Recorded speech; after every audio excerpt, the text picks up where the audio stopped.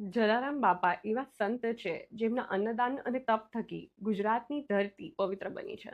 તો આવો આજે જલારામ જયંતિ નિમિત્તે જલારામ બાપાના જન્મની કથા જાણીએ. તો જયપુર અને ગોંડલ વચ્ચે આવેલું નાનકડું ગામડું એ વીરપુર.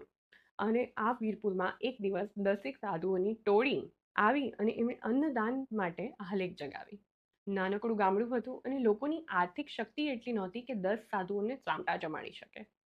ત્યારે કોઈકે કહ્યું આ સાધુઓને કે તમે પ્રધાનજી ઠક્કરના ઘરે જાઓ, ત્યાં તમને ચોક્કસ ભોજન જમાડશે. તેની પત્ની રાજબાઈ પણ અતિ શ્રદ્ધાળુ સ્ત્રી છે અને આ સાધુઓ પ્રધાનજી ઠક્કરના ઘરે ગયા. ત્યાં રાજબાઈએ તેમનો ખૂબ સારી રીતે આદર સત્કાર કરી ભોજન જમાડ્યું.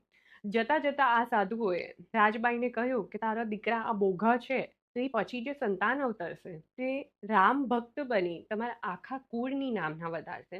તેને કારણે આ નાનકડું ગામડું વીરપુર એ જગ પ્રસિદ્ધ બનશે. સંવત 1856 કારતક સુદ સાતમ ને દિવસે જે નક્ષત્રમાં ભગવાન રામ જન્મ્યા હતા તે અભિજીત નક્ષત્રમાં જલારામ બાપાનો જન્મ થયો.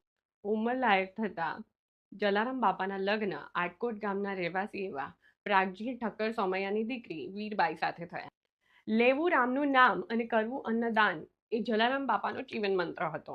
અને પહેલા તો એ તેમના કાકાની કરિયાણાની દુકાને કામ કરતા હતા, પણ ત્યારબાદ એમને થયું કે હું મજૂરી કરી લોકોને અન્નદાન પૂરું પાડીશ.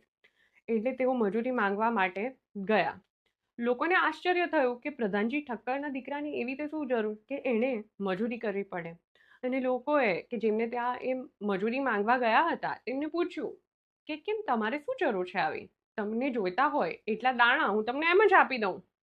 ત્યારે જલારામ બાપાએ કહ્યું કે મને મારી પરસેવાની મહેનત વગરનું કશુંય ના ખપે અને કામ કરવામાં ના નપસી. મને તો મારી હકની કમાણી કરવી છે. અને તેમણે ખેતરોમાં મજૂરી કરવી શરૂ કરી. તે અને તેના પત્ની આખો દિવસ કાળી મજૂરી કરી પછી ઘરે જાય, સ્નાન કરે, ઠાકર મહારાજને થાળ ધરે અને કોઈ ભૂખ્યા અભ્યાગત હોય તેમને જમાડે, પછી ભોજન કરે અને રાત્રે સૂઈ જાય અને બીજે દિવસે ફરી મજૂરી કરવા જાય.